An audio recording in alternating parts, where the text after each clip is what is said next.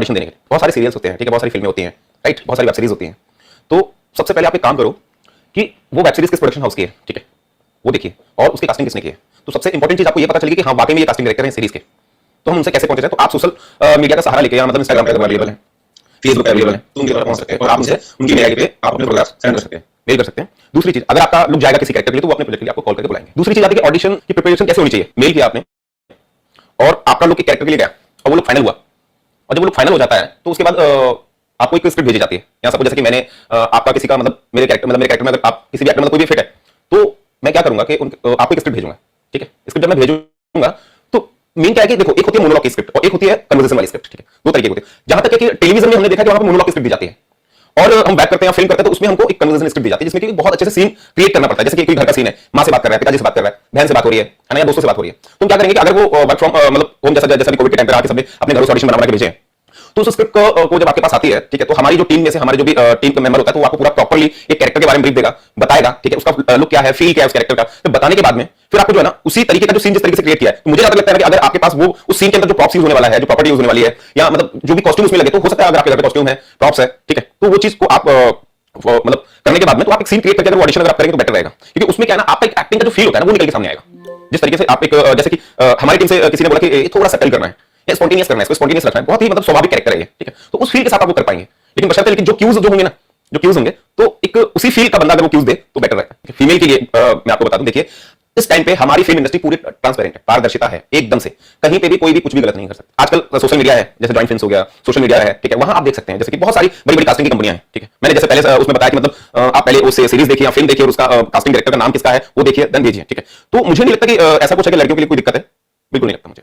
उनको बेधड़क आना चाहिए, कोई दिक्कत नहीं है। आप इंडस्ट्री के अंदर आना चाहते हैं, एक्टिंग सीखना चाहते हैं, जैसे जॉइंट फिल्म्स को सिखाते हैं आपको।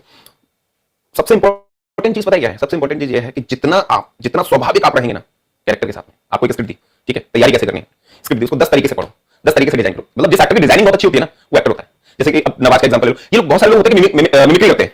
तो वो मिमिक्री होती कैसे, क्योंकि वो मिमिक्री तभी होती है क्योंकि वो अपना कैरेक्टर डिजाइन करके प्ले करते हैं कैरेक्टर। लेकिन उसमें क्या है ना कि अगर वो क्या बोलते हैं मेथड में है या स्पॉन्टेनियस है, ठीक है, वो भी एक अलग चीज है। लेकिन डिजाइनिंग बहुत इंपॉर्टेंट है। अगर आपको एज एन एक्टर मतलब आना है तो डिजाइन जितना आप अपने कैरेक्टर को डिजाइन कर लोगे, अपने आप उतना ही डिजाइन कर पाओगे एज एन एक्टर। अगर हम ऑडिशन देते हैं सबसे पहले स्क्रिप्ट याद करिए, स्क्रिप्ट याद करने के बाद में स्क्रिप्ट याद जब होती है उसके बाद में उसको 10 तरीके से पढ़िए, जैसे कि मैंने बताया। जैसे कि अगर आप ऑडिशन देने गए तो वहां पे अगर आपको लगता है कि एक बार मैं अपने हिसाब से भी करके देखूंगा, क्योंकि एक आपकी डिजाइनिंग होगी और एक कास्टिंग डायरेक्टर जो कह रहा है उस हिसाब से करिए। तो दोनों तरीके से अगर ऑडिशन आप करेंगे तो कभी-कभी क्या होता है ना कि आप जो डिजाइन कर रहे हो खुद से हो सकता है शायद वो बिल्कुल करेक्ट हो।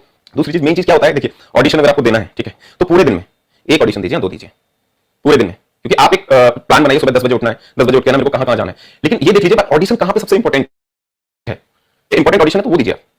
ये नहीं कि एक ऑडिशन खत्म हो फिर दूसरे के लिए तुरंत चल जाओ। कभी-कभी क्या होता है कि आप ऑडिशन एक ऑडिशन में जाना है तो बोलते हैं भाई जल्दी ऑडिशन ले लो मेरा, मुझे कहीं दूसरी जगह पे जाना है, समझ। तो जल्दी के चक्कर में क्या होगा ना, वो स्क्रिप्ट भी याद नहीं कर पाओगे अच्छे से और वो ऑडिशन भी खराब होगा, फिर दूसरी जगह पे आप जाओगे, ठीक है। तो वहां पे यही रहेगा यार, उधर ऑडिशन चल रहा है, उस प्रोडक्शन में चल रहा है, वहां पे मेरे को जाना है।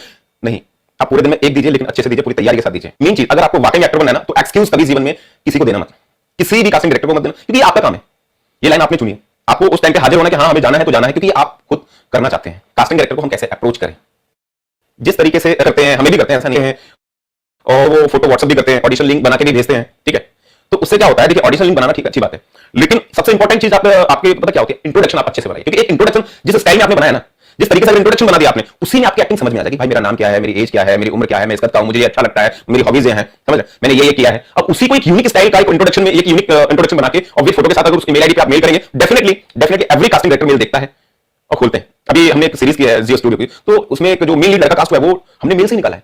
ऑडिशन ना बनाने से बेटर है कि आप इंट्रोडक्शन बहुत अच्छा बनाइए, है ना। जैसे कि कोई कैरेक्टर, डॉक्टर का कैरेक्टर सपोज, ठीक है, अगर आपको डॉक्टर का कैरेक्टर जिस तरीके का देखिए क्या होता है, क्योंकि आपकी बहुत बड़ी बड़ी कंपनियां हैं कास्टिंग की, ठीक है, आपने देखा होगा वो सिर्फ फोटो मांगते हैं और एक इंट्रोडक्शन मांगते हैं, लेकिन वो फिल्म किस तरीके से है, वो फिल्म किस तरीके से, वेब सीरीज कैसी है, ठीक है ना। तो उसमें क्या है ना, किस मतलब उसमें लिखा रहता है आपको यूपी बेस एक्टर चाहिए, है ना, बंगाली एक्टर चाहिए, है ना, या मतलब साउथ इंडियन फेसेस चाहिए, ठीक है, या मतलब अलग अलग स्टेट का अलग अलग जगह का रहता है पूरा। तो आप उसी तरीके से उसी एक यूनिक स्टाइल के अंदर, अब जैसे कि यूपी बेस चाहिए तो यूपी में कहां, बनारस बेस है, लखनऊ है, कानपुर से, तो हल्का सा वो डाल सकते हैं उसमें, हमारा नाम तो भैया ये है। अब हम तो ऐसा करते हैं, जैसे कि मैं बुंदेलखंड, ठीक है, अब मैं बुंदेलखंड से हूं फॉर एग्जांपल, तो मैं मेरा चंबल डाको पिक्चर ज्यादा बनती है, ठीक है। तो अभी अगर सपोज अगर आया ऐसा कुछ तो मैं क्या बोलूंगा, तो एक यूनिक, अरे हाय दादा हमारा नाम सुनील साक्य है ना, दादा हमारा नाम सुनील साक्य है। बस देखो हमारी एज तो है भैया ये, हम जो है ना 33 साल के हैं, ठीक है। और सुनो 33 साल के तो हो गए हम, लेकिन आज तक पुलिस पकड़ ना पाई, क्योंकि 5'8" हाइट है हमारी, समझ रहे, हमारी 5'8" की हाइट है, समझ रहे ना। और सुनो, वैसे अपना नंबर हम किसी को देते नहीं है, समझ रहे, लेकिन तुम्हें दे रहे हैं, है ना, हमारा नंबर ये है, ठीक है, समझ रहे ना। और सुनो क्या गाल देने की वो है जरूरत है क्या, अच्छा प्रोफाइल, अच्छा हाँ, तो उसको कर सकते हैं।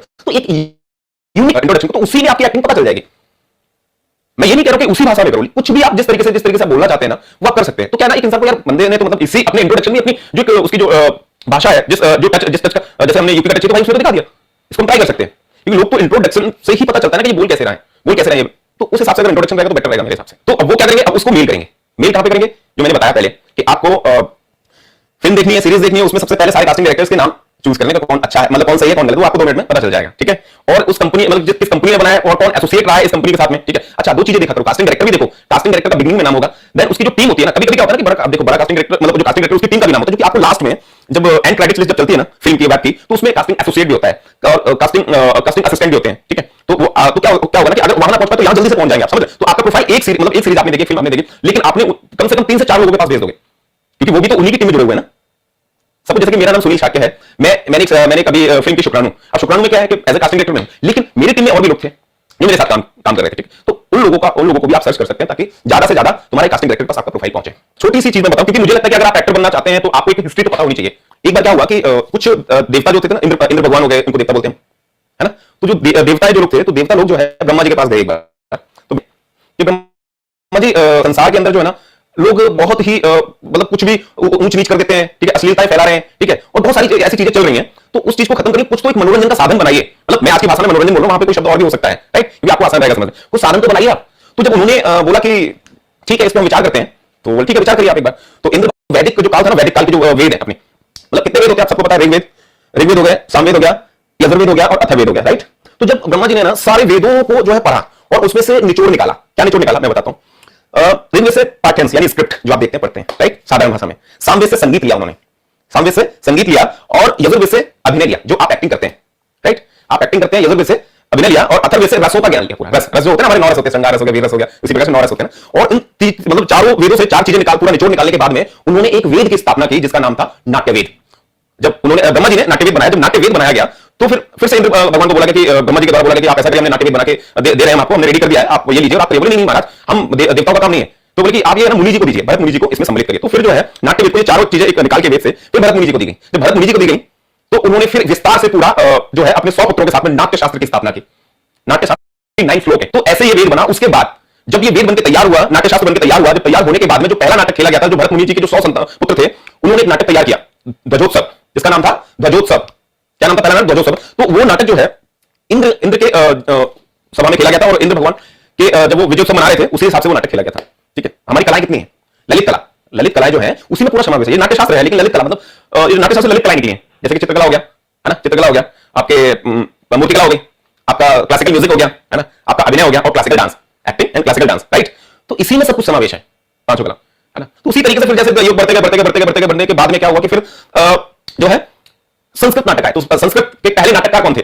संस्कृत जो नाटक होते थे पहले, जैसे कालिदास जी भी थे, सिर्फ सब लोगों ने एक ही नाम सुना होगा, कालिदास जी के संस्कृत नाटक, राइट, और नहीं सुना। मैं बता, सबसे पहले थे संस्कृत नाटकों के भास, उसके बाद शूद्रक हुए, उसके तीसरे थे अपने कालिदास, तीसरे कालिदास थे, ठीक है। शूद्रक थे, उनकी एक नाटक है मृज कटिकम, उसका हिंदी रूपांतरित किया था हबीब तनवीर साहब ने, और उस पर एक थिएटर प्ले लिखा था जिसका नाम था मिट्टी की गाड़ी। और वो मिट्टी की गाड़ी की फिल्म भी बनी है 1984 में, मे भी शायद यही सन होगा, 1984 में मृज कटिकम नाटक में फिल्म थी, उत्सव नाम था उसका, जो गिरीश कर्नाड साहब ने डायरेक्ट किया था, और उसमें रेखा जी और शेखर सुमन जी हीरो थे। मन की बेकार आदि आपको शायद गाना सुना हो तो आप समझ में आएगा, है ना। कहां से विकसित हुई, कैसे आई, है ना, तो ये आपको पता रहना चाहिए। और जिस तरीके से हमारे जो स्टेट है, अब यहाँ पे बहुत सारे स्टेट के मतलब बच्चे होंगे, कोई यूपी का होगा, कोई आंध्र प्रदेश का होगा, कोई एमपी से होंगे, कोई राजस्थान से होंगे, गुजरात से होंगे, तो हर एक को बोलते हैं। जैसे कि अपने यूपी का नौटंकी रामलीला रासलीला, है ना, नौटंकी रामलीला रासलीला ये फोक नाट्य है अपने उत्तर प्रदेश का, जैसे कि, लेकिन कहानी एक ही होती है, कहानी सिर्फ श्री कृष्ण भगवान की रासलीला और जो रामायण हम जो कहते हैं, जो रामलीला हम बोलते हैं, लेकिन अलग अलग स्टेट में अलग अलग नामों से जाना जाता है। बंगाल का जात्रा है, आसाम का अंकिया नाट है ना, और आपके आंध्र प्रदेश का विधि भागवत, और केरल का कथकली हो गया, तमिलनाडु का तेरुकुत्तु हो गया। तो अपने अपने, जैसे मध्य प्रदेश का मार्च हो गया, तो अपने अपने स्टेट के लोक नाट्य भी हैं, राइट।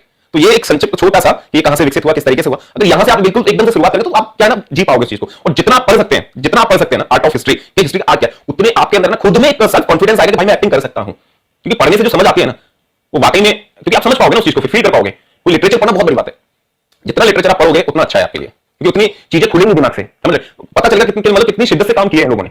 और मेरा कहने का मतलब यही है कि मेहनत करो अच्छे से, और उतना आपके लिए अच्छा है। लेकिन कभी कभी और फील को देखिए, लुक आज के टाइम पे देखो, एक्टिंग भी इंपॉर्टेंट है, लुक भी इंपॉर्टेंट है। तो बहुत कभी कभी बीच में क्या होता है, एक एक्टर अच्छा होता है तो लुक नहीं जाता, है ना, और लुक अच्छा तो एक्टिंग अच्छी नहीं है। तो आपको तो मतलब यह है कि एक्टर तो एक्टिंग सीखनी ही है, वो इंपॉर्टेंट है अपने लिए। लेकिन लुक का क्या है कि भाई इस प्रोजेक्ट में नहीं गया तो दूसरे में जाएगा, ठीक है ना। लेकिन एक्टिंग तो चाहिए। तो मेरे हिसाब से एक्टिंग बहुत इंपॉर्टेंट है लुक से, क्योंकि लुक मतलब उसी लुक में तो हर साल कोई प्रोजेक्ट तो नहीं बन सकता ना। मेन चीज मेरे वो है, तो एक्टिंग सबसे इंपॉर्टेंट है, लुक नहीं, क्योंकि लुक इसमें नहीं जाएगा तो दूसरी में जाएगा और तीसरी में जाएगा, राइट जी। फिल्म और टीवी की कास्टिंग में क्या अंतर है? सीरियल देखिए प्लॉट पे आधारित होता है, ठीक है, 8 से 10 पेजेस की स्क्रिप्ट होती है, वो हमें मिलती है, ठीक है।